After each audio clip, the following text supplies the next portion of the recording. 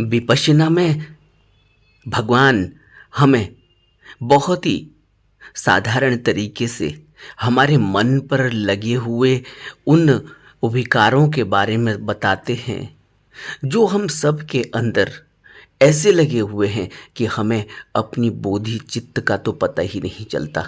और बुद्ध कहते हैं कि बोधि चित्त हम सब के अंदर है। यह कौन से विकार हैं जो हमें बोधि चित्त तक पहुंचने ही नहीं देते, या यूं कहें कि बोधि चित्त को देखने ही नहीं देते। हम बोधि चित्त का अनुभव नहीं कर पाते।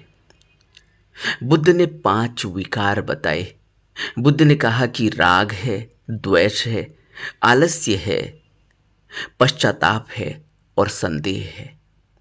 ये जो 5 विकार हैं, ये 5 विकार हमें हमारे बोधि चित्त को हमें देखने ही नहीं देते, हमें वह महसूस ही नहीं हो पाता, क्योंकि इनका पर्दे, इन 5 पर्दों की वजह से ये जो पर्दे लगे हुए हैं वो इतने मोटे हैं कि इन पर्दों की वजह से हमें पता ही नहीं चलता कि हमारे अंदर वह बोधि चित्त, वह निर्मल चित्त, वह शुद्ध चैतन्य धम्म स्वरूप चित्त मौजूद है।